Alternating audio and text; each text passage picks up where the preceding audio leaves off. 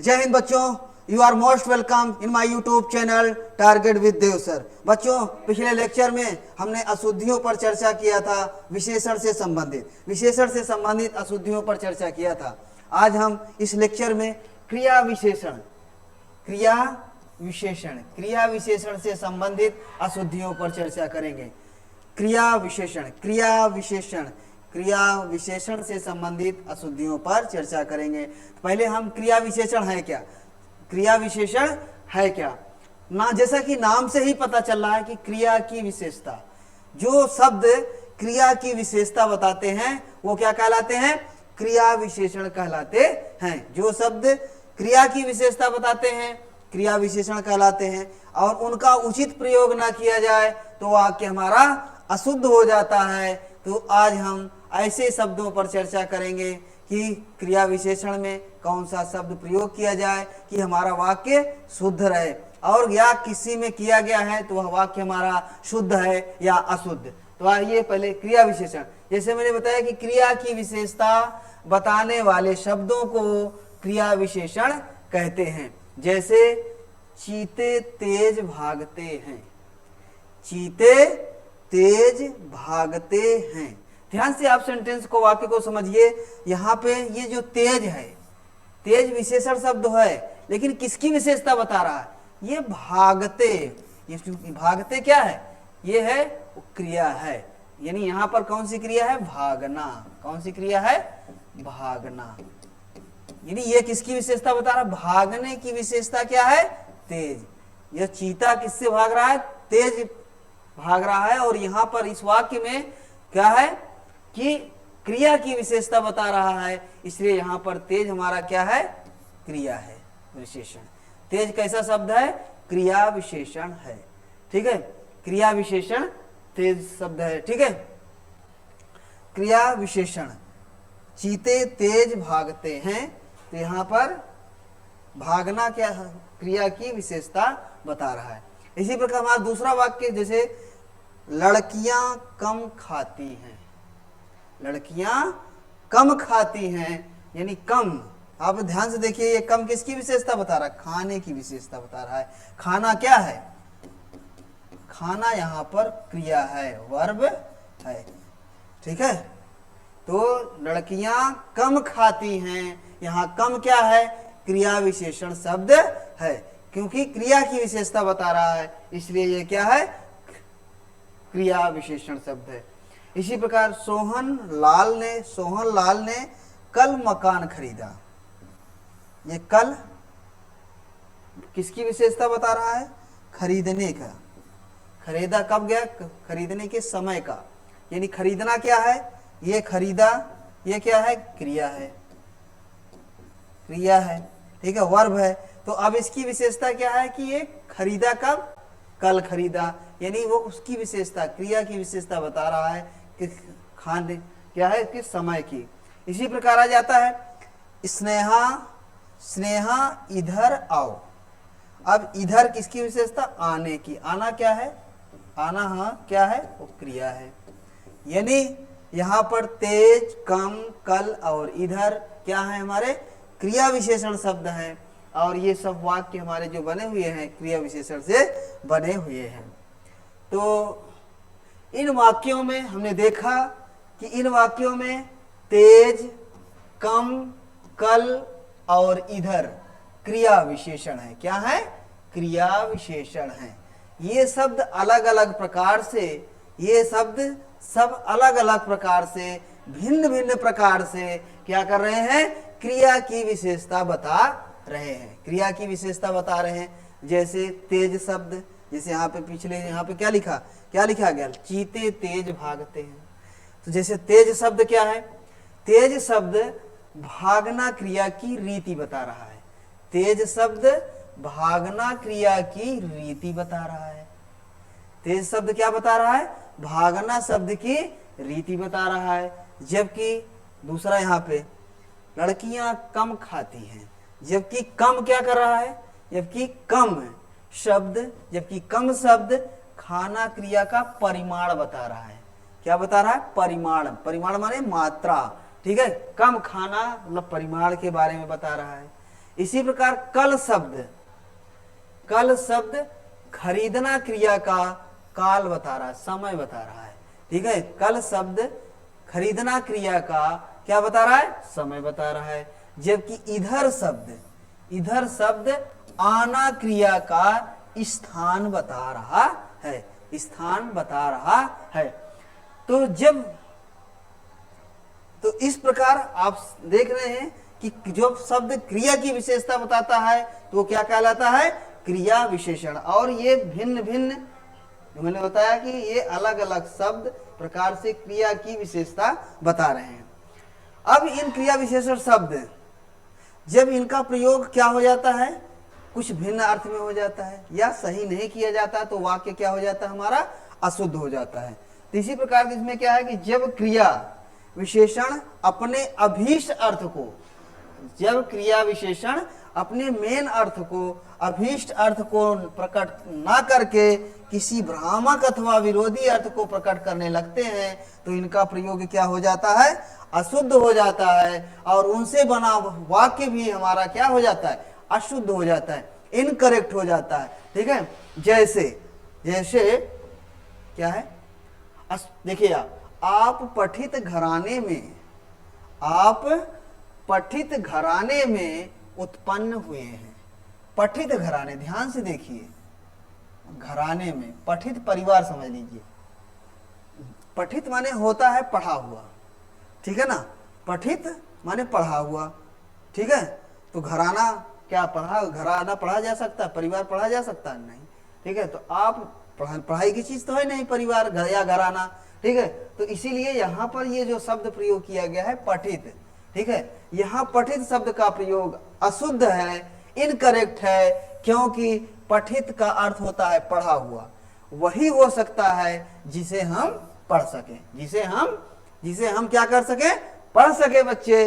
इस प्रकार पुस्तक तो पठित हो सकती है पर कोई घराना नहीं। पुस्तक तो पठित हो सकती है लेकिन कोई घराना नहीं। अतः इस वाक्य में पठित का प्रयोग करने से, पठित का प्रयोग करने से क्या हो गया, हमारा वाक्य अशुद्ध हो गया। इसका शुद्ध वाक्य होगा, आप शिक्षित घराने में उत्पन्न हुए हैं।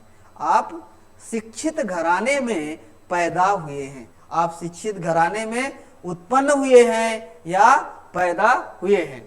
जैसे पठित के स्थान पर शिक्षित क्या है, उपयुक्त है, क्योंकि घराना शिक्षित हो सकता है, क्योंकि घराना शिक्षित हो सकता है किंतु पठित नहीं, किंतु पठित नहीं। घराना शिक्षित हो सकता है किंतु पढ़ाई का चीज वो नहीं है। जैसे कि हमारी किताबें होती हैं, सिंपल सा आपको समझना है कि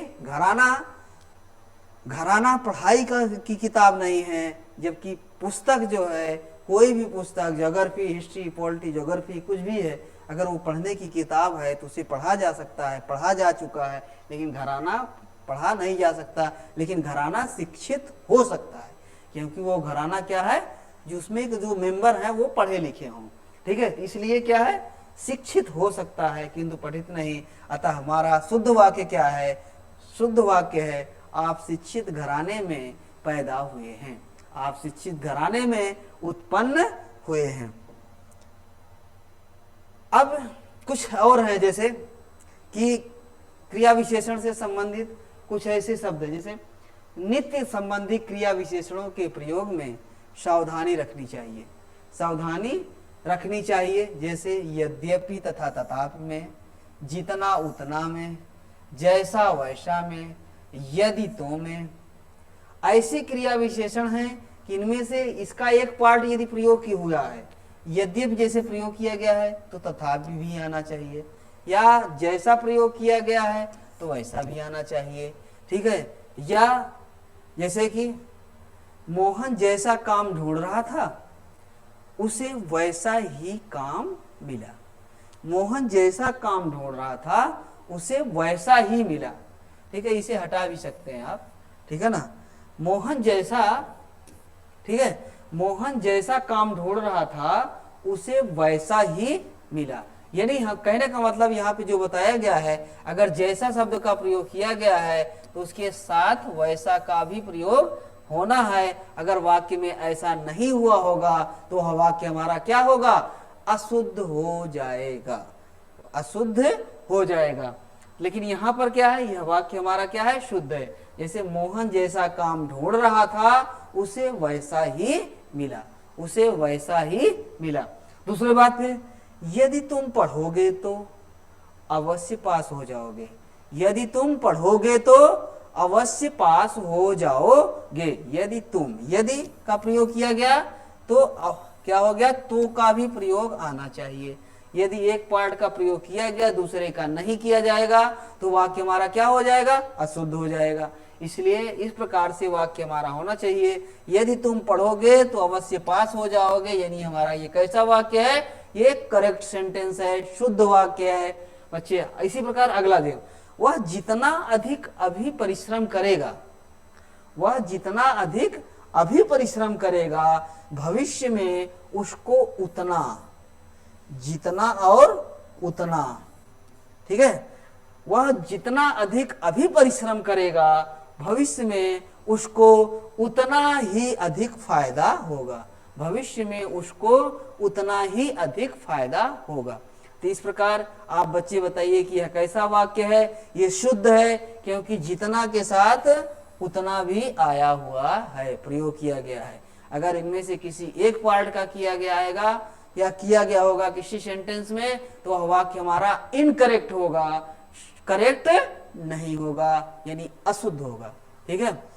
तो बच्चे अब आप क्रिया विशेषण के बारे में अच्छी तरह से समझ में आए। आइए कुछ और क्रिया विशेषण से संबंधित सेंटेंस पर, वाक्यों पर चर्चा करते हैं कि देखते हैं कि वह कैसा अशुद्ध है या अशुद्ध है, और अगर वह शुद्ध होगा तो कैसे होगा, अशुद्ध है तो वह शुद्ध कैसे होगा। जैसे यहाँ पे देख लेंगे, मैं केवल इतना ही चाहती हूँ, मैं केवल इतना ही चाहती हूँ, यह हमारा वाक्य अशुद्ध है। ये यहाँ पर ही की क्या जरूरत है, मैं केवल इतना चाहती हूँ, यह हमारा क्या वाक्य है, शुद्ध वाक्य है। मैं केवल इतना ही चाहती हूँ, यह मेरा वाक्य शुद्ध है।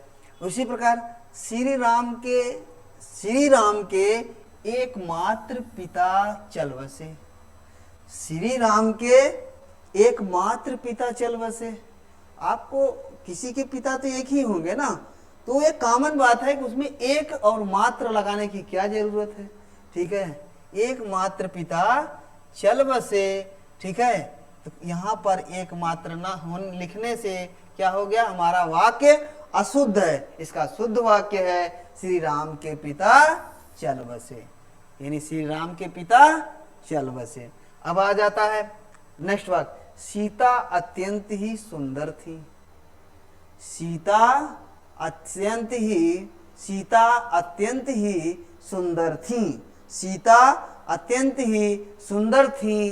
तो यहाँ पर ही की, जैसे उस वाक्य में मैंने बताया ही की क्या जरूरत है, इस ही के आने से यह वाक्य हमारा क्या हो गया, अशुद्ध है। हमारा शुद्ध वाक्य होगा सीता अत्यंत सुंदर थी, सीता अत्यंत सुंदर थी, सीता अत्यंत सुंदर थी।